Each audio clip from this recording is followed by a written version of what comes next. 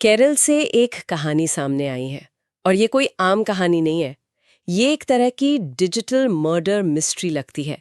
एक 41 साल के आदमी की जान चली गई और हथियार एक एक स्मार्टफोन और शक के घेरे में शायद हम सब जो इस ऑनलाइन दुनिया का हिस्सा है।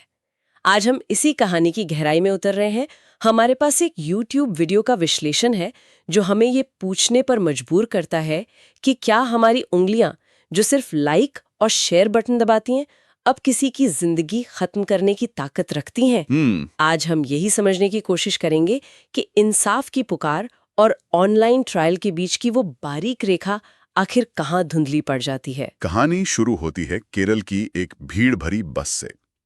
दीपक नाम का एक व्यक्ति 41 साल का सफर कर रहा था और उसी बस में शिमजीता मुस्तफा नाम की एक महिला ने अपना फोन निकाला और दीपक का वीडियो बनाना शुरू कर दिया।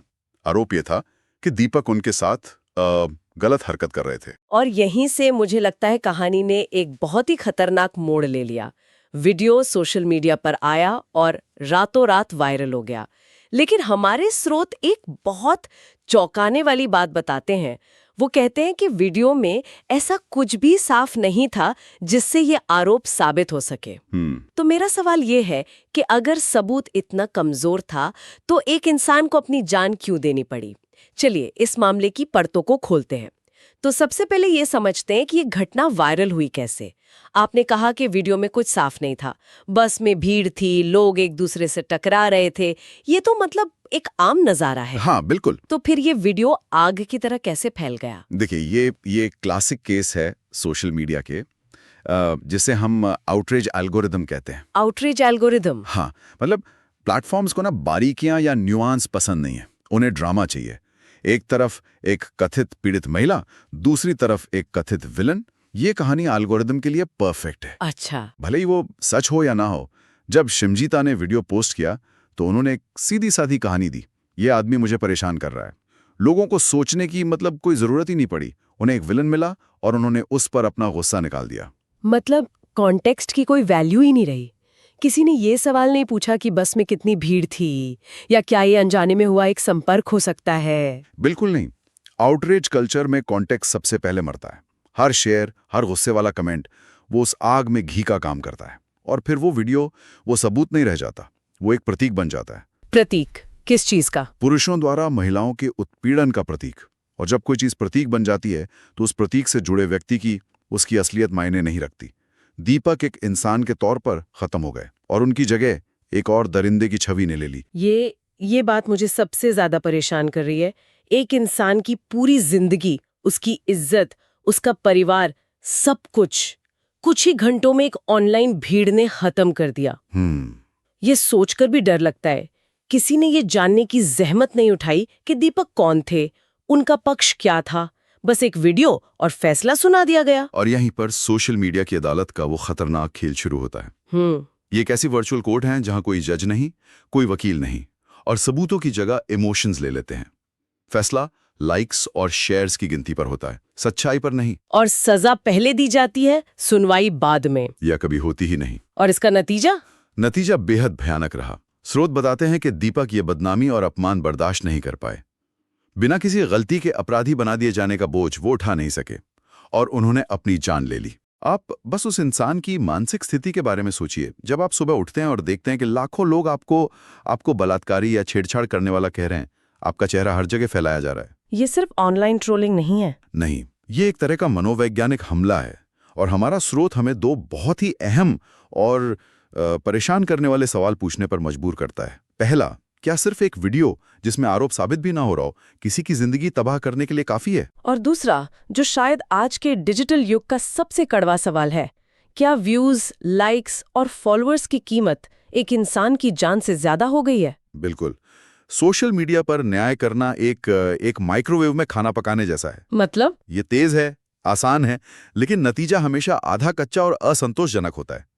असली न्याय एक धीमी आंच पर पकने वाली डिश की तरह है, जिसमें समय, धैर्य और सही सामग्री लगती है। यानी सबूत और जांच। हाँ, दीपक के मामले में भीड़ ने माइक्रोवेव वाला न्याय चुना। तो एक तरफ दीपक की कहानी है जो इस ऑनलाइन ट्रायल के बोझ तले खत्म हो गई, लेकिन इस कहानी का दूसरा पहलू वो लोग हैं जिन्होंने वीडियो देखा, जब ये मामला फैला तो लोगों ने क्या कहा?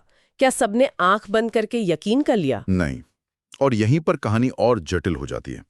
जब दीपक की मौत की खबर आई तो हवा का रुख बदलने लगा। अच्छा। हमारे स्रोत में कुछ सोशल मीडिया कमेंट्स का जिक्र है जो समाज की बदली हुई सोच को दिखाते हैं। जैसे प्रेम भारद्वाज नाम की एक यूजर ने एक बहुत ही तार्किक सवाल उठाया। उन्होंने पूछा कि अगर महिला वाकई असहज महसूस कर रही थी तो उन्होंने मौके पर विरोध क्यों नहीं किया, या वो वहां से हटिंग क्यों नहीं? वो तो बस अलग अलग एंगल से वीडियो बनाती रही। ये एक वैलिड पॉइंट है। अक्सर ऐसी स्थिति में पहली प्रतिक्रिया खुद को उस जगह से हटाने की होती है, न कि मल्टी एंगल वीडियो बनाने की। हाँ, और इसी बात ने लोगों को उनके इरादे पर सवाल उठाने पर मजबूर किया। क्या उनका मकसद अपनी सुरक्षा था या वीडियो बनाकर वायरल होना? एक और यूजर सोनू रावत ने तो साफ साफ लिखा कि वीडियो में दावे जैसा तो कुछ लग नहीं रहा है। उन्होंने कहा फेमस होने के चक्कर में एक आदमी की जान चली गई। उन्होंने ये भी जोड़ा कि बस या ट्रेन की भीड़ में कभी कभार धक्का लगने से ऐसा हो जाता है। सही। लेकिन यहाँ मैं एक डेविल्स एडवोकेट का रोल लेना चाहूंगी। क्या हम दूसरे एंगल से सोच सकते हैं? जरूर। शायद वो महिला सच में डरी हुई थी। कई बार महिलाएं ऐसी स्थिति में शॉक में चले जाती हैं और उनकी पहली प्रतिक्रिया चिल्लाने या लड़ने की नहीं बल्कि सबूत इकट्ठा करने की हो सकती है। क्या ये संभव नहीं है? ये बिल्कुल संभव है और इस संभावना को खारिज नहीं किया जाना चाहिए। महिलाओं को अक्सर सिखाया जाता है कि सीधे टकराव से बचें। हाँ। लेकिन यहाँ जो बड़ा सवाल स्रोत उठा रहा है वो ये नहीं है कि उन्होंने वीडियो क्यों बनाया। सवाल ये है कि उस वीडियो को पब्लिक डोमेन में एक अदालत के तौर पर क्यों इस्तेमाल किया गया। सही बात है। अगर उन्हें खतरा महसूस हुआ तो उन्हें वीडियो पुलिस को देना चाहिए था, इंटरनेट की भीड़ को नहीं। पुलिस जांच करती, दीपक से सवाल करती और फिर कानून अपना काम करता। यहाँ तो पूरी प्रक्रिया को ही बाईपास कर दिया गया। एक और यूजर नूतन तिवारी का भी जिक्र है। उन्होंने लिखा कि वो रोज बस से सफर करती हैं और उन्होंने देखा है कि कई बार लड़कियां जानबूझकर टच करती हैं और करवाती भी हैं।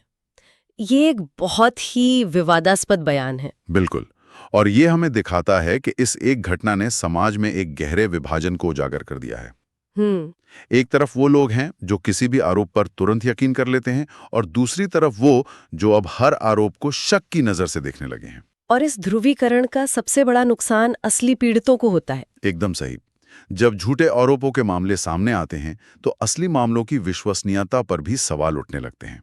तो इन सभी प्रतिक्रियाओं का सार क्या है? इन सबका सार हमें अवनीश नाम के एक यूजर के कमेंट में मिलता है। उन्होंने लिखा, न्याय का मतलब सिर्फ आरोप लगाना नहीं बल्कि सच तक पहुंचना है। ये एक बहुत गहरी बात है। हाँ, महिलाओं की सुरक्षा के लिए बनाए गए कानून बहुत जरूरी हैं, लेकिन उनका दुरुपयोग किसी की जिंदगी छीन लेने के लिए नहीं होना चाहिए। ये पूरे समाज के लिए एक चेतावनी है। तो इस पूरी चर्चा से हमें क्या समझना चाहिए? क्या हमारा स्रोत ये कह रहा है कि फेमिनिज्म या महिलाओं के अधिकारों की बात करना गलत है? बिल्कुल नहीं, और ये समझना बहुत जरूरी है। स्रोत बहुत साफ तौर पर कहता है कि ये चर्चा किसी महिला, किसी जेंडर या फेमिनिज्म के खिलाफ नहीं है। ऐसा सोचना या कहना गलत होगा।